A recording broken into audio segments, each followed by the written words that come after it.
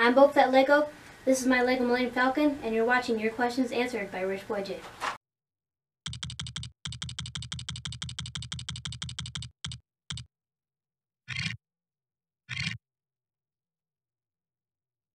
Hey guys, it's Rich Boy J here, back in with another episode of Your Questions Answered. This is episode 15. If you're not familiar with the show, Your Questions Answered is a Q&A series that I do here on this channel. If you want to see your questions answered in the next video, go ahead and leave it in the comment section. Make sure it's Lego Star Wars or Lego Star Wars related. Check back next week to see if you made the cut. Shout out to that intro by Boba Fett Lego. Like I said last week, guys, if you want to see your intro live on these videos, just go ahead and submit it. You can make it a YouTube video, link it to me, I'll put it in the intro, etc, etc, but just make sure it is not gonna get my video demonetized, and do something creative with it. Just, you know, say yourself, introduce it, or you don't have to do that, do something different altogether. I just want to give the channels a little spice and definitely give you guys some exposure from the introductions. But without further ado, let's jump right into the Your Questions Answered. The first question is one that I'm honestly shocked I haven't answered yet, but it's by Raymond Hewitt, and he says, where do you buy your Legos? You should know that's a bad word, sir.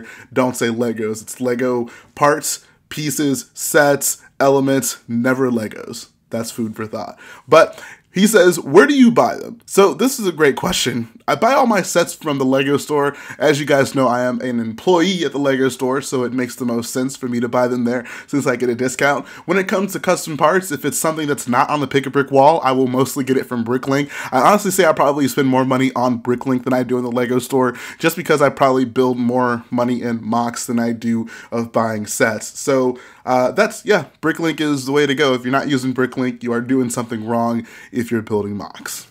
Next question is by 212 Productions, and he says, will you ever do a castle mock?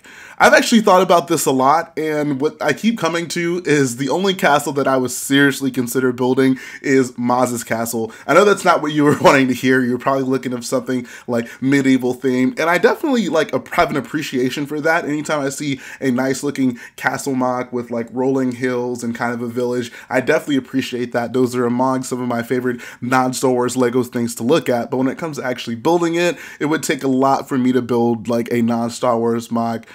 Castle would certainly be up there, but if you want something that I may actually build anytime soon, Maz's castle would be the key. There's a really nice looking Maz's castle mock on Beyond the Brick. I'm sure you guys have seen it. I'll post a picture right now, but rather than me just kind of redoing that, because I felt that whoever built that did such an amazing job with it, I would instead want to build the scene of Maz's castle like post the First Order arrival, which would mean that the castle would be mostly blown up, so it would be kind of in ruins. I'd be able to replicate the scene where Kylo Ren walks through just the freestanding door thing that's there, even though the castle's gone. But anyways, First Order would have a ride. I would have the like resistance ships flying over the lake, and of course Rey would be running through the forest being chased down by Kylo Ren. So that would be some of the things that I would do for a Maz's castle mock. I don't think I've seen anyone do it like that, so I think it'd be an interesting thing to do some point down the line. So look out for that, guys. Next question is by Brick of Vision. He says, am I the only one who liked Star Wars, the Clone Wars figures? Yes.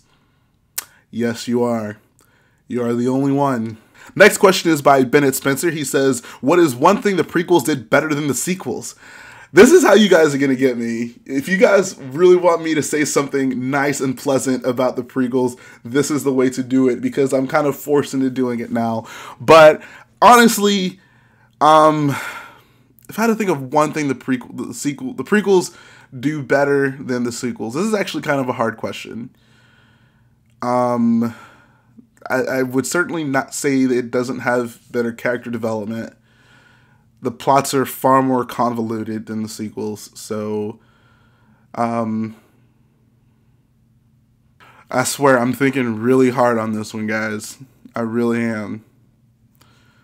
Anytime I like certain things come to mind, but then it's just like, nah, I couldn't make an argument for that. Prequels did better than the sequels. All right, here we go. Here is it. The prequels did a better job coming up with original ship designs.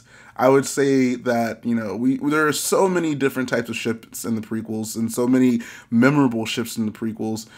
The sequels, in the most part, and I can see like why this is kind of done by design, seem to just be more an evolution or a slight evolution of what we see in the original trilogy. Like, we have all the familiar things: TIE fighters, X-Wing, Star Destroyers, while the prequels obviously happened before that, and there's a bigger like change between the ships we see from the prequels to the OT than the ships we see from the OT to the sequels. So I'll give the prequels credit in having more original ship designs.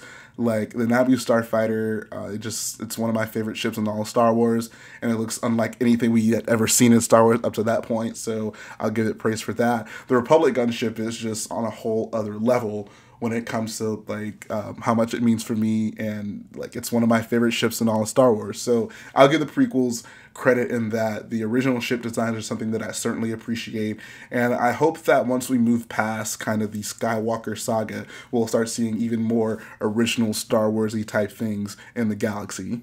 JM asks, what is your favorite year of LEGO Star Wars? Not sure if this has been answered already. No, it has not, and I think that this is actually a great question. 2 years come to mind: 2005 and 2015. 2005 means a lot to me because that was obviously the year that Episode 3 came out. It was the year that I had actually been initially introduced to LEGO Star Wars through the LEGO Star Wars video game, which meant that was like my initial exposure to buying LEGO Star Wars sets. Fortunately, I came in at the perfect time because there was just a giant wave of Episode 3 sets that came out. There were tons of clones to go around with different variations of them, plenty of Jedi go around. They started doing the light up thing, which I'm not a huge fan of, but at the time it was something innovative, and it probably, piqued my interest as a young kid. So I'll definitely have to say that 2005 is up there for me for pure nostalgia and just my initial exposure to Star Wars. Now 2015 is kind of like the reinvigoration of that, because obviously The Force Awakens came out that year, which meant that we were getting a whole new wave of sets from the new movies, and there's just I don't know, there's just a certain charm to the fact that, like, all these sets came out in that September, and we had no idea what these characters were going to be in the movie. I can just recall sitting, like, down, setting all my figures up and just looking at the new characters and the new stormtroopers and the new resistance guys and just being like what is going to happen in this story? Like, what is your meaning to the story? What are you going to do? Is this person going to live? Is this person going to die? Who knows? It was just an awesome time to be a LEGO Star Wars fan because we were getting these new sets. We were taking our first steps into the new trilogy, and I can't say enough about it. 2015 was just a great year. Force Awakens was, I think, a great step into the new trilogy of Star Wars, and I'm just so excited for Episode 9 at this point. Next question is by Joshua Hediger. He says, if you could make one KOTOR Lego set, what would it be? Minifigs build. This is a hard question because there are so many minifigures that I would want from KOTOR, and it's really hard to just narrow it down to what could fit into a set, but it's really hard for me to go with anything that is not the Ebon Hawk. The Ebon Hawk is obviously the most iconic ship from KOTOR. It probably is the only iconic ship from KOTOR if you really think about it. So Ebon Hawk is definitely what I would go with. As for figures, I would just do the main crew from the first KOTOR. That would involve like Revan, Bashila, T3, the rest of the gang, and I think you'd obviously need some villains in there as well, so I'd obviously like to see Malak. The annoying thing is Darth Nihilus is actually my favorite villain from all of KOTOR, so I would love to have him, somehow be incorporated in it, but obviously it wouldn't really make sense if we're kind of keeping it a KOTOR 1 scenario. And then finally, I would love to have Darth Sion in it as well. I think that he's a really cool looking villain, but once again, he would kind of have to fit into KOTOR 2 instead. But like I said, if I had to make the choice, I would go with the KOTOR 1, I would go with the Ebon Hawk, and a Bashila minifigure is definitely high up on the list of minifigures that I want, so that is something that I would definitely be behind. The final question is by Wooden Bacon. He says, what is the Star Wars movie that you enjoyed the most as a kid? This is such a great question. Surprisingly, it was Star Wars Episode 2, if for no other reason than because it had clones in it, and obviously Episode 3 had clones in it, but I don't know, Episode 3 kind of is like the tail end of the Clone Wars, and I actually saw the Clone Wars cartoon before I saw Episode 3, so once I saw that, you know, it obviously primarily had the phase 1 clones, and I was just like, oh, like, those are the initial clones, like, there's all this stuff happening, and the fact that episode 2 kind of builds up to that, and, like, it kind of builds up the mystique of the clones, you know, like, where did they come from, and, oh, they're finally here to save us. I really appreciated that about the film. Outside of just the movies, one of the things that I really enjoyed watching as a kid were the behind-the-scenes features on episodes 1, 2, and 3. If you guys haven't watched them, these are like pretty lengthy features, but they're on all the DVDs, and they're just some of the most insightful things that you will ever watch when it comes to Star Wars. If you're a Star Wars fan, you have to watch the behind-the-scenes featurettes, which basically take you through like the beginning stages of George Lucas writing the films, and then like the final production, and then like watching the film back after they put it all together. And it is just, you know, as a Star Wars fan, one of the coolest things to see these films start from the ground and then work their way up. So if you guys haven't checked those out, I definitely recommend it. It is some of the best Star Wars viewing, and you will have countless hours of entertainment by watching them. Alright, so that's going to finish up the video this week, guys. I really hope that you enjoyed it. Like I always say, if you want to see your questions answered on this video, make sure you go ahead and post in the comment section. Keep it Lego Star Wars or Lego Star Wars related, and if you make the cut, you will see it next week.